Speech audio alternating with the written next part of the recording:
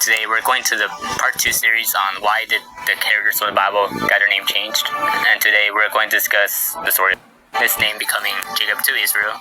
And so today we're going to Esau and Jacob were brothers living in Canaan together. Of course, Isaac and Rebekah bore to them as 2 sons. So in this story, Jacob and Esau were given each jobs to do in the land Canaan to produce many things that they need for the land.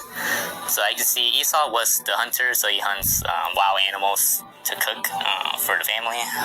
While on the other hand, Jacob was the farmer, or a pastoralist, if we will.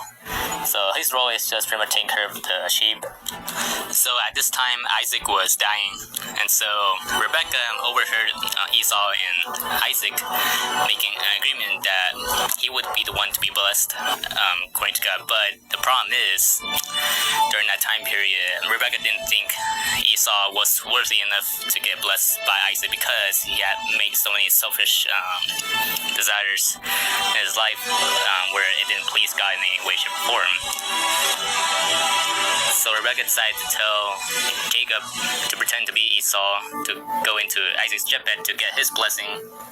Instead, that will definitely promised him.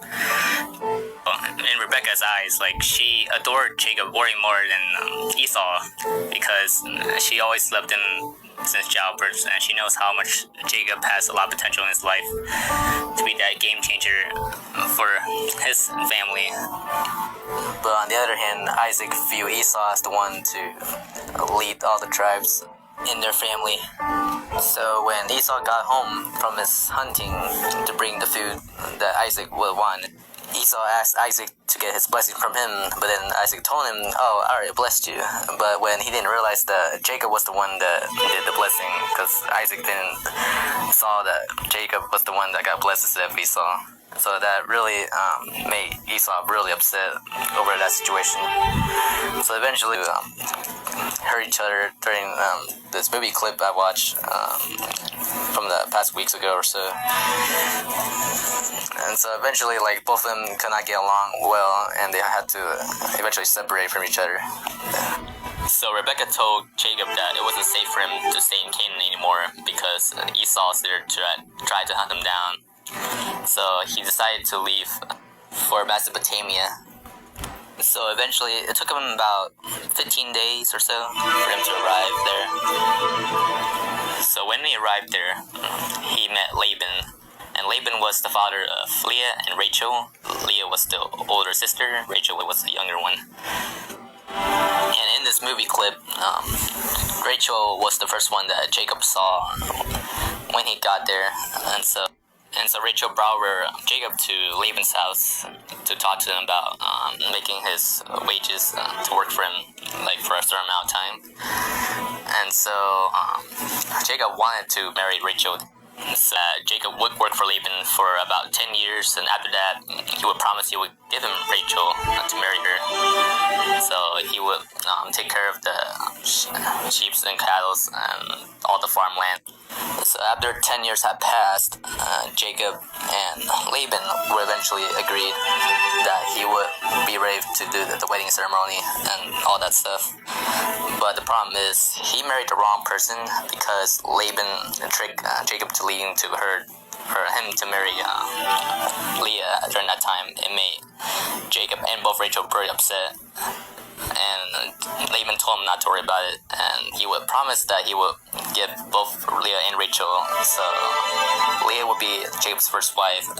So eventually they had to work this agreement probably the next 10 years or so. So he had to work like an extra 10 years, which is a very long time.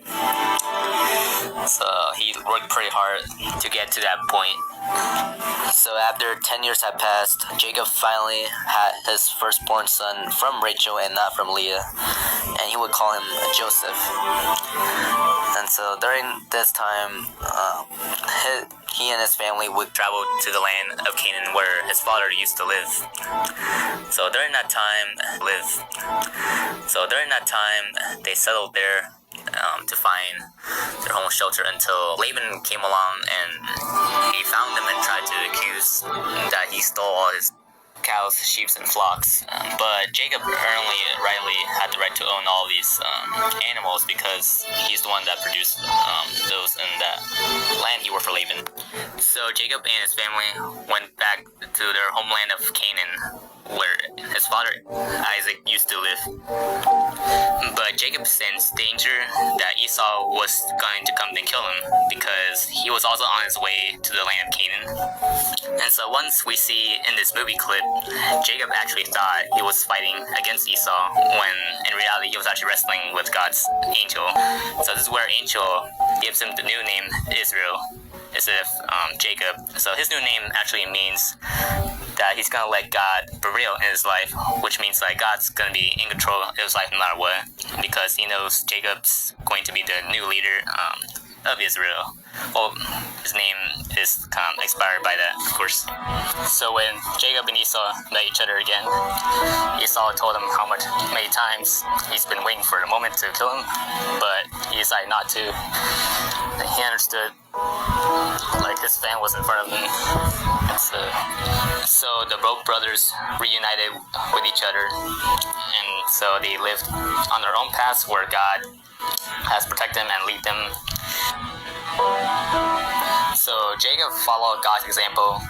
Instead of him trying to control his own path in his life, he let God take care of him for the rest of his life, and he shares that with a lot of other people around him who loves him. So in the moral story, Jacob knows that God has to soften his heart in order for him to realize how much he needs to depend on God and not rely on his own abilities, because he knows with all the mistakes that he did, taking Esau's blessing for situational reasons, that he had to do it in some ways. He still loved him, and God still forgave Jacob. And Jacob is still worthy to God. He chose him to be the leader of Israel for many reasons. Even though with us as well as Christians, God still pursues us and loves us. As we do the same, like in today's society, we learn how to show that love to one another, and that's what Scripture tells us. And even with all the uncertainty that Jacob has gone through in his life, he didn't know what to expect in all those years he had to go through. We can do the same. We can pray to God, hey, I want to pursue my dreams and my goals, but I don't know what that looks like yet. But God will continue to work in us and dwell in His presence. And that we trust God, that He has great plans for our life, even when we don't see it. Dedicated to defending sound doctrine.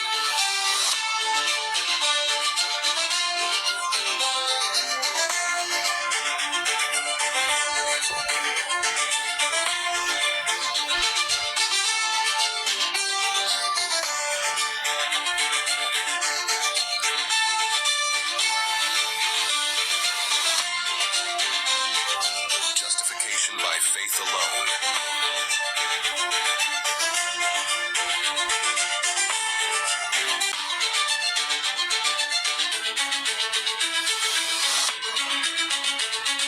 Through Christ alone.